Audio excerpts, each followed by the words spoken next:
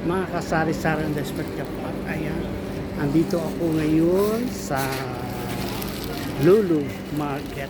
Ayan, bumili ako ng sweet at saka ng peanut. Lulutuin ko yung peanut pang sarili sa kukutin ba sa salon para hindi na ako bibili. So ayan, at ako'y tapos nang mag-charge. Kaya andito ko ngayon sa nag-drop by lang ako para bumili nga nito ng dates at saka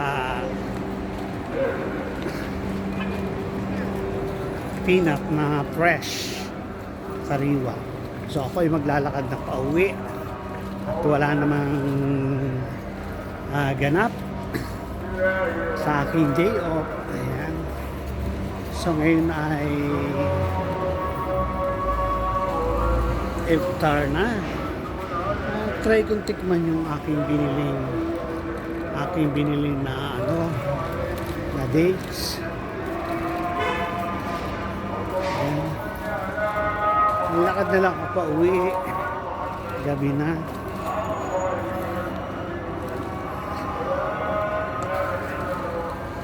Ayan, mga kasari sa Desperate Jackpot. Kumusta po kayo dyan sa Pilipinas? Ayan. Sana ay okay kayo. Ayan. Oh, may nagmi-miss call na aking customer. Day off ko pa naman ngayon. So ayan. Alam naman na Monday ang day off ko. Papunta siya dito sa amin. Ayan. Lakad lang po ako, mga kasari sa Desperate Jackpot. At ngayon ay kakatapos ng iftar at ako ay kakain na. Pero titikman ko yung bili kong dates kasi yung bili kong dates yung medyo mahal. Titingnan ko kung anong pagkakaiba ng mga binibili ko na na dates. Maganda raw kasi sa heart yun sa mga broken hearted na kagaya ko.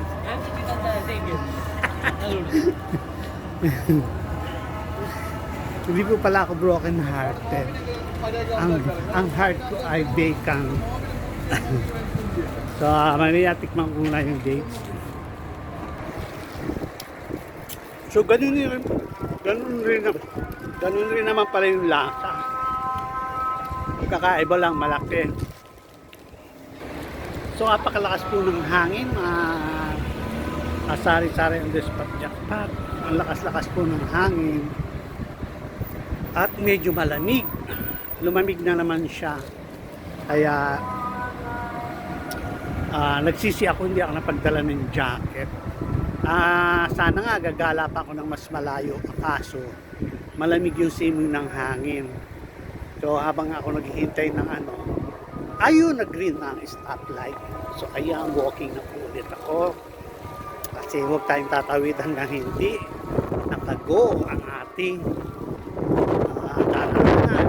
Para tayo ay safe. Hindi nag-iingat na rin at dinisgrasya pa. Malakas po ng hangin. So windy. Oh my God. Harpe. So napakalakas po ng hangin.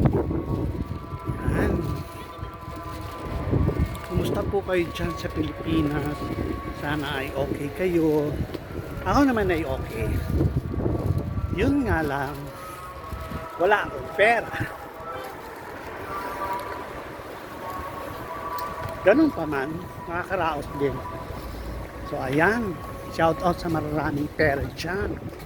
Baka naman. Ayan. At ako ay tatawid dito sa kabila. Ako po pala ay dadaan doon sa binibilang ko ng jackfruit. Baka may bakante. Baka may tinda. Pag maganda, bibili ako. Pag hindi, hindi. Update ko po kayo mamaya. Hi! Mga kasari-sari ng Desperate Jackpot. Ayan. Andito ako ngayon sa Lulu Market. Ayan. Bumili ako ng sweet at saka ng peanut. Lulutuin ko yung peanut pang sarili sa kukutin ba sa salon para hindi na ako bibili. So ayan, at ako'y tapos nang mag-charge. Kaya andito ko yun sa nag-drop by lang ako para bumili nga nito ng dates at saka peanut na fresh sariwa. So ako ay maglalakad na pauwi at wala namang ganap sa aking day off. Ayan. So ngayon ay iftar na. Try kong tikman yung aking biniling na na dates. Ayan. Lakad na lang ako pa uwi. Gabi na.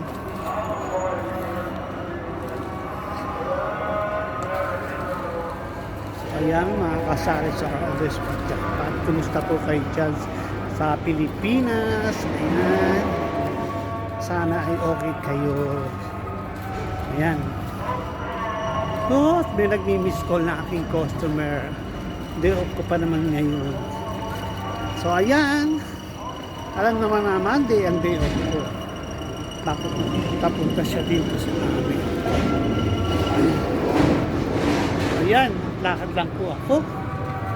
Mga kasari sa Always Jackpot. At ngayon ay kakatapos ng iftar. At ako ay kakain na.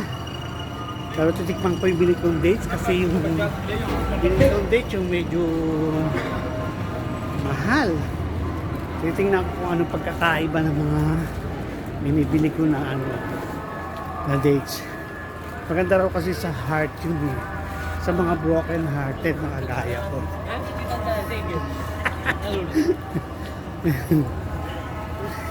Hindi po pala ako broken hearted. Ang heart ko ay bekang. So, mamaya tikman ko na yung dates. So, ganun